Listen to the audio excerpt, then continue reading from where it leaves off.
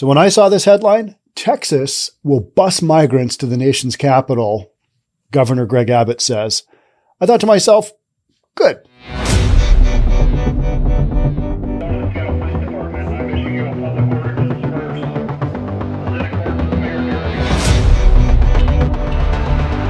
What's it really going to do? Who knows? But at least it's a little bit of a pushback on this ridiculous southern border crisis. We've got Title 42 coming up, which we're trying to figure that one out as far as, do we keep this one going and then just let a crap ton of people come into our country, illegal folks that are looking to get in and take advantage of what is here? I can't really blame them. You know what I mean? There are so many people in so many different countries that want to come here, but you can't have an open border. Although it feels like the current administration, that's where that's where we want to be. Come on in. It's fine. We got room for plenty. Come on in. Resources for all. That's what we're talking about today. We are talking about a little bit of pushback by Texas. Texas in the news a lot lately, right? They're doing all kinds of stuff. Got that abortion deal. I follow Texas closely just because I've got family down there, and I go down and visit every now and then. I haven't visited in a few years, but, United States of Texas, right? Yeah, who knows? Before we jump on in, if you're new here, welcome. My name is Sean Reynolds. I own a couple of real estate companies here just outside of Seattle, Washington, and I read the news. News, some say, is from a reasonable standpoint. The governor of Texas said Wednesday that his state will start busing and flying undocumented immigrants to the nation's capital, escalating his clash with the Biden administration over border policy. I don't think that you can even say the Biden administration has a border policy. It's just a free-for-all. And then when we put Kamala Harris in charge, it was like, wow, that's an interesting choice. What did she do? It didn't feel like there was a lot of accountability there, was there? Has she done anything? Has she done anything at all that we can really put our finger on and go, yeah, she's responsible? I mean, positive stuff. I know where you're going to go with that.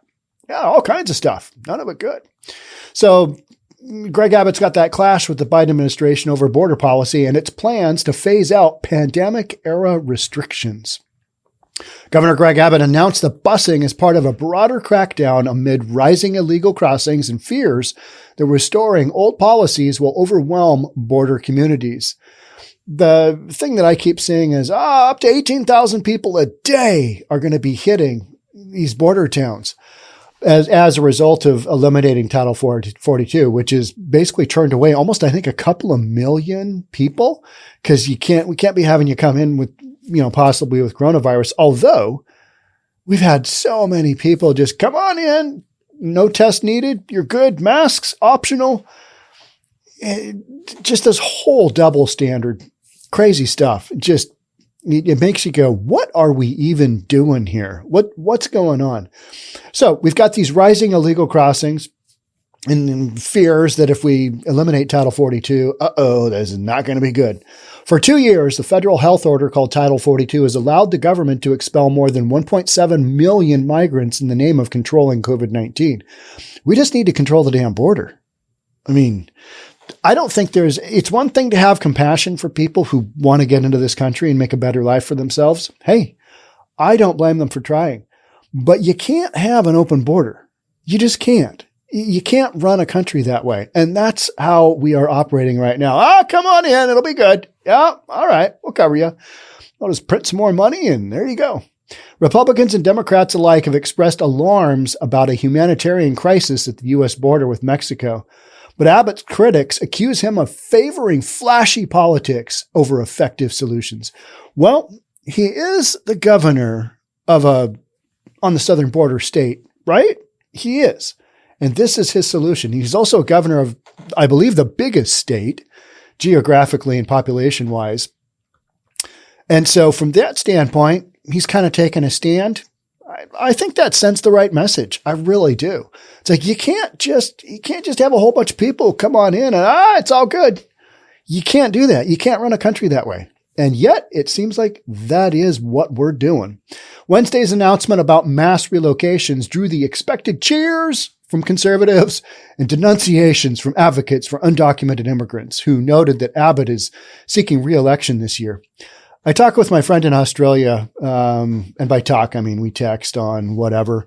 And, we've talked in depth in the past about here's how Australia handles the immigration. You're going to go to some island offshore and you're going to hang out, and you might hang out there for 2 years while we do background checks on you and just kind of really see if you are the kind of people that we want to have in our country. And it also puts a kibosh on people just coming on in and living in the country until they get a hearing, which is basically how we handle it right now. Yeah, we know you're illegal. However, we're just going to let you do your own thing here. Go get a job. It's all good. We'll give you benefits. We'll give you, just whatever. And this falls on the taxpayers of the United States. And I think taxpayers are just tired of just having this open policy and just no real pushback. So this is a tiny little pushback. Is it a little bit political? Sure it is. Of course it is. But I think it's also something that we desperately need is a little bit of pushback on some of these craziness going on. He uses human beings as political piñatas to score political points 6 months before his election. Or you could say that he's doing something that is probably necessary. He is sending a message that no, we're not just going to take on every single human individual that comes through. It always reminds me of the scene in Scarface where, all the people that come in from boats from Cuba are held in at a detention center. And both the main character and his sidekick are, they're convicted criminals, and they're, Castro's open up at his jails and just letting people come on in. It's like, it's not exactly like that, but in my head, it's always like, yeah, you can't just let folks, just run through the border. That's not how this works. And yet, yeah, it feels like that scene in Scarface where basically you just open up the prisons and, all right, guys, good luck. There you go. Head that away. That's the U.S. It feels like that's what's going on, right? It's mean-spirited to use refugees' lives to manipulate public opinion. Well, I don't think that's what we're doing. I think we're just making a statement. Hey, yeah, this is a no-go. You take these guys. If they come into the country through my border, you take them. You figure it out. I'm okay with that. As early as Thursday, Texas officials said that the state will start offering bus rides to migrants released from federal custody while their court cases are pending. Abbott and other conservatives have derided current immigration policy as a strategy of catch and release, while advocates for migrants say it's the most humane way to handle the many people seeking asylum in the United States. If we didn't take on people willy-nilly, if we had policies more like just, say, the random conversation I have with my friend in Sydney, Australia, there would be less people wanting to come because, all right, my odds have gone down 40% for getting through the border and getting into the country and getting situated. All right, maybe I just don't go. I mean, you're going to have the numbers decrease. It's kind of like the real estate market being impacted by rising interest rates. Interest rates have gone hard, and the market is still has that demand component that's overriding the interest rates. But at some point in time, those interest rates will catch up. And there is a certain segment of the buyer population who is being priced out of the market, not just by prices going up, but now by interest rates going up. And so now, maybe they're $300-$400 more a month in mortgage payment. They can't afford it. And they're in a market where they can't find something cheaper. So they stay as renters. So, you've got cause and effect there of lots of different things. And I think right now with the southern border crisis issue, there needs to be pushback.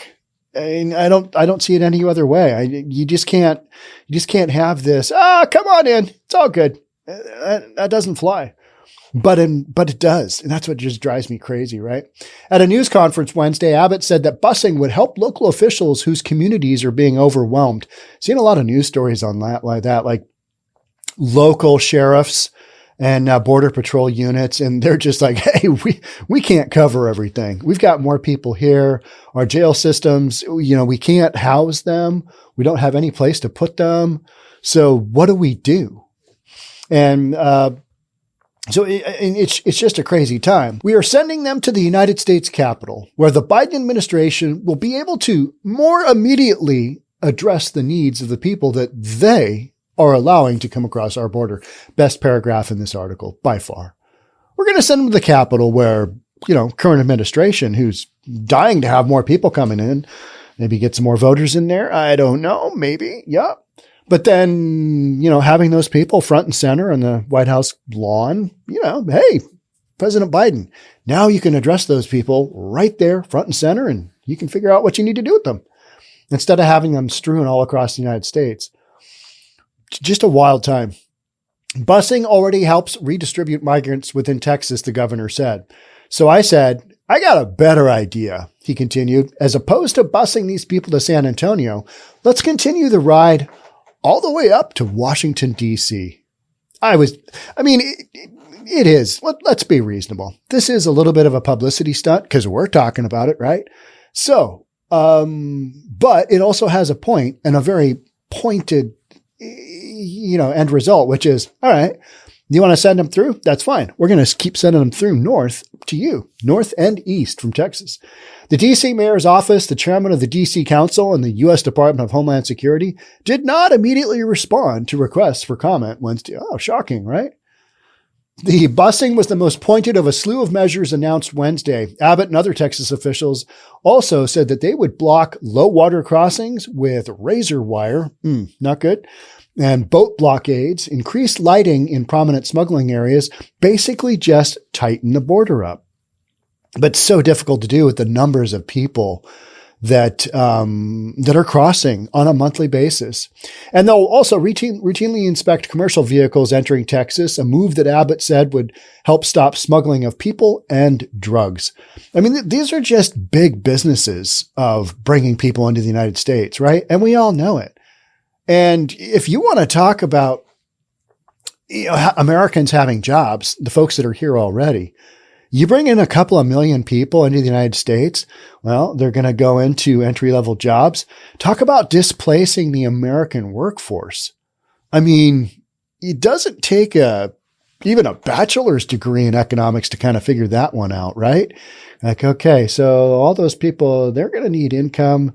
The ones that aren't going to, just basically live off resources, they're going to need income. They're going to go work. They're going to go work harder than folks already in the system are, more than likely. We see that all the time, correct? And so those people are basically displacing the American workforce. So you want to talk about keeping jobs in-house? That's one thing, but this is another one of those areas where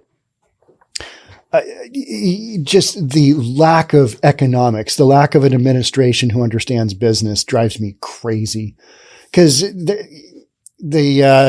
last time I really paid attention to Biden, and I think anybody did, was the last State of the Union speech. And there were so many things in there that you just kind of went, what? What? That doesn't make any sense at all. What are you even talking about? But I guess, folks that voted for Biden don't really care because they wanted Trump out of there so bad. And granted, Trump, he said a lot of stuff that was, he didn't have to say it the way he did, but he said it. And half the time, more than half the time, he was correct. And looking back, we look at this stuff that we just thought was crazy. And now that there's a little bit of time, we're like, oh yeah, he was dead on. And Biden, I don't know what Biden's talking about half the time. He just, he can't figure it out. But the southern border, yeah, we know what's going on there. People are just coming in, hey, come on in. Here we go. So we've got Texas doing some stuff, talking about sending the illegal immigrants up to Washington, D.C. Now, I know in advance, this is going to dramatically slow traffic from Mexico into Texas, he said, and promised more measures to come next week. Good. We'll see if any of them really happen, and we'll have to see what the federal government says in response, right? The idea of moving migrants out of state, sometimes targeting liberal areas, is not new. In 2019, under President Donald Trump, White House officials pushed to release detainees in sanctuary cities as a form of retaliation against political foes, the Washington Post previously reported. This is all political, isn't it? It is. It's all political. Officials at Immigration and Customs Enforcement raised concerns and ultimately rebuffed the proposal. The same year, federal authorities also flew migrants from Texas to California as facilities grew overcrowded. Not in my backyard. Don't let them all come to my state.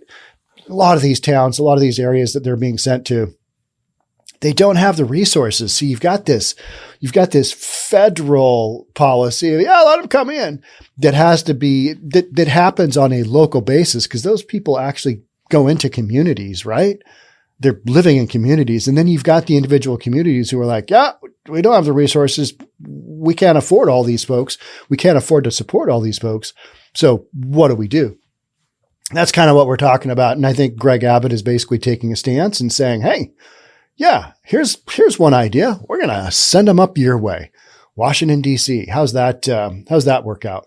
So here we're kind of talking about, we have every expectation of talking about the Title 42, which is you can kick folks out of the United States that have come in illegally because we are concerned about COVID. Are we concerned about COVID at all anymore? I keep seeing these news stories pop up that are talking about, we've got this new, variant of COVID that, it could be the one. It could be the one. And then you're like, okay, yeah, but everybody else is like taking their masks off, and we don't even have to wear masks here in Washington State, which tells you something at this point in time, right? But then over in Hong Kong, you've got, was it Hong Kong? Was it Shanghai, I believe? Where they're just really locking down, even though a lot of the folks that are getting this most recent version are asymptomatic. So there's that, right? So Abbott called the decision to end Title 42 reckless. That's kind of what's being discussed right now, is when do we end Title 42? And doubled down on the border crackdown he has put at the center of his agenda in his campaign for re-election. Last year, he said Texas had deployed thousands of members of law enforcement to South Texas and promised to start arresting everybody. Well, that's probably what they should do. I mean, you just can't have this lawless environment like we've had, and the southern border just be basically open policy. Come on in. The state might not control immigration enforcement, he said, but Texas officials could press charges for trespassing. All right. How's that going to work out long term? Probably not good, but at least it's, he's saying something in the right direction. Critics said the push for arrests backfired in strained border towns, creating a new crisis. Like I kind of said, it's long term. You can't arrest your way out of this one. Creating a new crisis within the local criminal justice system, because where do you put them all? Prosecutors complained last year of massive case backlogs, while some migrants were detained without charges for so long that they had to be released. All right, so that's basically that on that one. What about El Salvador? Talking about countries south of the border. What about El Salvador arresting like 6,000 gang members?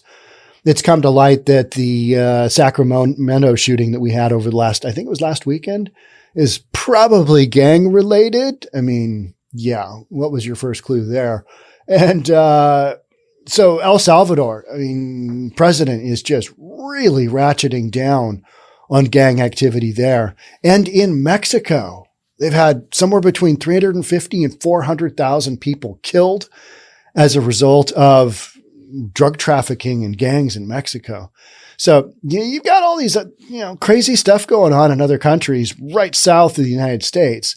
And there's a reason that we have borders and that we have border policy and that we have immigration policy, because you can't just let everybody in willy-nilly. But I really think that this open border policy, it's not just because they can't figure out how to handle it. This is on purpose. I mean, this is definitely on purpose. So, complaining about, we can't fix it, it's outside of our control, that doesn't really count. This is happening for a reason. And I think there's a lot that goes into that. And, a lot of it's pretty self-explanatory. You get a couple more million people. Hey, come on in, vote for me. I mean, it doesn't take a genius to kind of figure some of that out, right? So wild times at the southern border, but Greg Abbott looking for re-election. I think Texas says, good. And they rehire him. I think that's what's going on. Thanks again for being part of News for Reasonable People. I'll see you again. We'll talk then. Bye for now.